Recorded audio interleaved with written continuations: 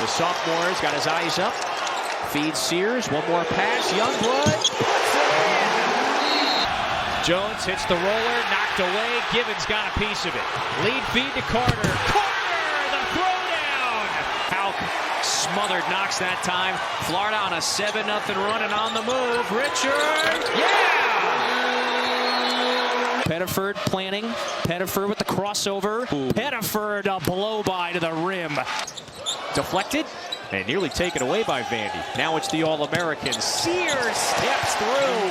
Back and forth we go. Denver Jones blocked. Bozeman's for dunk with a vicious one, and he stands over his victim. Bozeman's for dunk. He was looking for the big man. Conyers got it. Arden Conyers with a breakout career day. Free throw line area. Hubbard puts it up. Puts it in. And the foul. He wants the 4-point play. I want to zoom in, though, on the final 2 minutes of this game. What was critical down 7 to flip it, to go on that run, ultimately take the lead for good? Just getting stops. Where does that mentality, that attitude come from to stay locked in and, as you did in the second half, pour it in? Yeah, just getting to the next play. One step closer to 10,000, man. Come on, we need it. Tax free.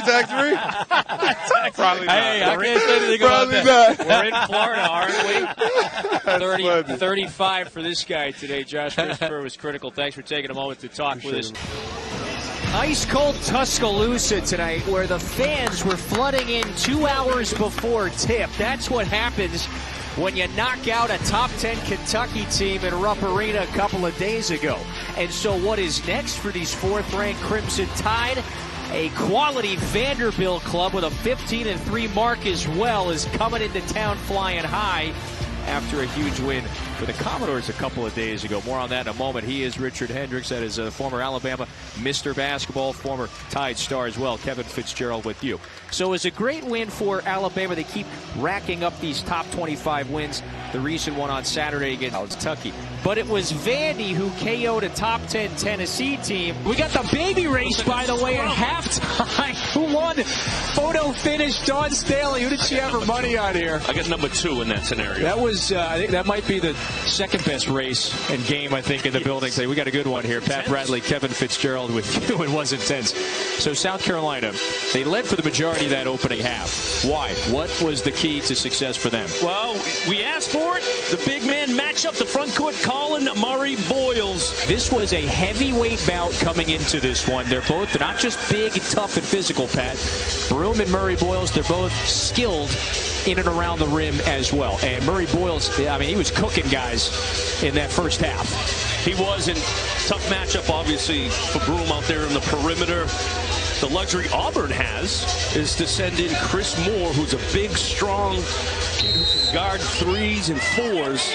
A little smaller but more agile and versatile defender. Well, let me ask you this. Auburn's on offense here to start. What did you make of Broome's first half? You saw the numbers. 1 out of 6 from the floor. What did you make of it? I felt like he got the ball where he likes to have it. Missed a couple of those point-blank shots. Yeah. Some that he normally makes. Credit to South Carolina. Getting and affecting some of those shots. Make no mistake, that was likely the best 20 minutes of basketball for South Carolina this year. Look, they beat Clemson here in overtime. That's their best win. However, against the second-best team in America, and a lot of folks consider them as having the best resume in the country, that was a super first half. So it stays here with 16 on the timer. And Murray Boyles bouncing back after a couple of rocky days against Mississippi State and Alabama, two wonderful teams. He has come out on fire today. When the top team in the country comes into the house, it grabs your attention. Ugasu, the long 2, saved, but ball back to Auburn. And you mentioned some of the other things South Carolina has been able to play to their strength. They haven't shot the 3 well, 2 of 9, but they're winning the free throw battle, okay? They shot 10, made 8 of them, holding Auburn to only 3 made three-pointers. They averaged 10-plus made threes per game, so a lot of the numbers going South Carolina's way. Baker Mazzara, lob. Cardwell was trying to throw it down on Pringle. Could not get a clean handle. Murray Boyles, the accelerator, blocked by Broom. Wipes it away, and now numbers here for the Tigers. Denver Jones goes in strong. That's good. So a great start for the Tigers. They got that basket right before the horn, and now it's back to a 4-point game. And you see how quickly they get out in transition. Very good shot blocking team, so normally they're able to block shots, get out in transition like they just did. Jacoby Wright trying to get going. A scoreless first half for the senior from Fort Mill. Averages about 10 a game, but still nothing today. This is Broom, the step through, missed it, and now he's 1 out of 7 from the field. And that's a shot where he's making that 4 out of 5 times, and he's getting those looks. Auburn keeping it close. Ugasuk left it short, and then a whistle that might keep it here. That's a foul on Auburn. That's the second on Chad Baker-Mazara.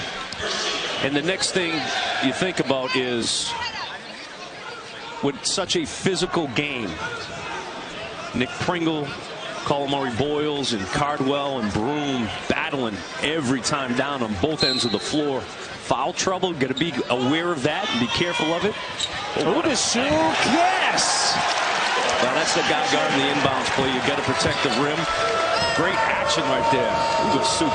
First start of the career for the sophomore. Ugasuk has been aggressive. South Carolina has needed some of their non-traditional scorers to step up. Ugasuk has 2 starters out with injuries. This is Jones, little hesitation. Jones, couple of head fakes. Ugasuk did a nice job there. Didn't bite on any of those. Here comes South Carolina. Yeah, Denver Jones is using that strength and length. He thought he could just overpower Ugasuk, but credit again, South Carolina. If you can't get it, slap it away. Somebody else will get it. The defensive rebound. Ugasuk has done a fine job on both ends of the floor. All right, little one-on-one battle here. Cardwell, Murray Boyles, CMB spins. Here comes the double. Jones gets back to the 3-point specialist. Right, the spin. Defended nicely, 2 to shoot. Ugasuk has got to just hoist it. Shot clock violation.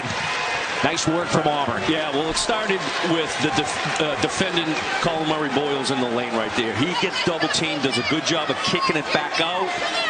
But Auburn, quick rotations. They don't allow Jacoby Wright. Catches it already on him, so great job in rotations. And these are the adjustments that we very much figured were going to kick in for the second-ranked team in the nation, who has rarely trailed at the half. Matter of fact, this is just the 4th time out of their 16 games where they have trailed at the break. Janai Broom with a grown man move. Watching both of these guys. 2 lefty, great footwork, soft hands. Both these guys catching it behind the 3-point line and making their move off the dribble. I think both recognize maybe the significance of this one. They both know the prowess of the other. Murray Boyles left it short. Kelly on the move. Kelly, transition 3.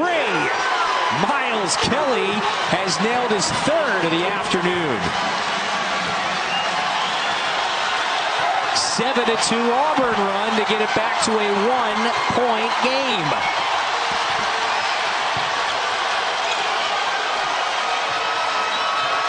Little life from the Auburn fans that have made the trek to Columbia. There's Murray Boyles. Barging into Cardwell. Goes up. He's fouled.